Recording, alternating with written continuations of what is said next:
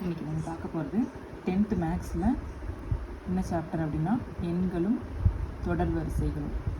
எண்களும் தொடர் வரிசைகளும் இந்த சாப்டரில் கூட்டுத்தொடர் வரிசை பார்க்க போகிறோம். கூட்டுத்தொடர் வரிசை அப்படிங்கிறது ஒரு ஏபி வரிசைன்னு சொல்லுவாங்க. ஏபினா அரித்மெட்டிக் ப்ரொக்ரஷன். கூட்டுத்தொடர் வரிசை அப்படின்னாலும் ஏபி வரிசைனாலும் ஒன்று தான்.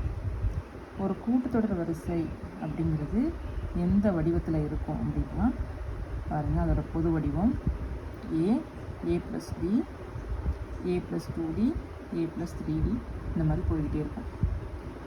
இப்போ t1, t2, t3 etcetera tn என்ற ஒரு கூட்டுத்தொடர் வரிசையில் எண்ணாம் உறுப்பு அப்படிங்கிறது என்னென்னா, இதில் எத்தனாவது உறுப்பு, இப்போ 1, 2, 3 ஒரு 50வது உறுப்பு வரைக்கும் இருக்குன்னு வச்சுக்கோங்களேன். அந்த உறுப்பு, அது 50வது உறுப்பு என்ன அப்படிங்கிறத கண்டுபிடிக்கிறதுக்குள்ள ஃபார்முலா தான் tn = a + n - 1d. இதில் a அப்படிங்கிறது முதல் உறுப்புன்னு சொல்லுவாங்க. a அப்படிங்கிறது இந்த t1, d அப்படிங்கிறது என்னென்னா பொது வித்தியாசம்னு சொல்லுவாங்க. இது இந்த ரெண்டாவது உறுப்பு மைனஸ் ஒன்றாவது உறுப்பு t2 - t1. இந்த ரெண்டாவது உறுப்புலேருந்து முதல் உறுப்பை நம்ம கழிக்கிறோம் அப்படின்னா அதோட வித்தியாசம் ஒரே மாதிரி இருக்கணும். இது பாருங்கள், அது மூணாவது உறுப்புலேருந்து கூட கழிக்கலாம்.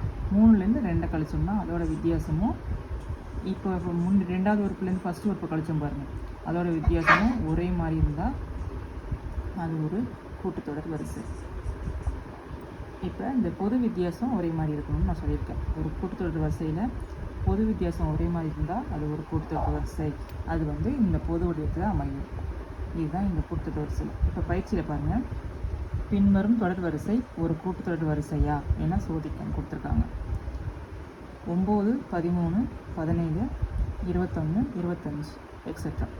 இப்போ நம்ம என்ன பண்ணுறோம், இதை t1, t2, t3, t4, t5ன்னு எடுத்து எழுதிக்கிறோம். இதில் பொது வித்தியாசம் ஒரே மாதிரி இருந்தால் அது கூட்டுத்தொடர் வரிசைன்னு சொல்லியிருக்கேன். இப்போ t2 - t1 அப்படின்னு எடுத்து எழுதியிருக்கோம். அதே மாதிரி t3 - t2, t4 - t3, t5 - t4. இப்போ என்னது,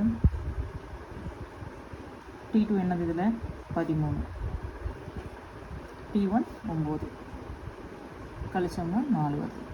அதே மாதிரி t3 என்னது 17, t2 13 இது கழிச்சோம்னா 4. t4 என்னது 21 - t3 17 அதை கழிச்சா 4 வருது. t5 என்னது 25, t4 21 அதை கழிச்சோம்னா 4. இப்போ அதோட பொது வித்தியாசம் எல்லாமே என்ன வருது, 4ன்னு வருது. பொது வித்தியாசம் அப்படிங்கிறது நம்ம டின்னு சொல்லுவோமா, 4ன்னு ஒரே மாதிரி வருது. அப்போ இந்த வரிசை 9, 13, 17 அப்படிங்கிறது ஒரு கூட்டுத்தொடர் வரிசை. இப்போ நம்ம எடுத்து எழுதிக்கலாம். t2 - t1 = t3 - t2 = t4 - t3 = t5 - t4.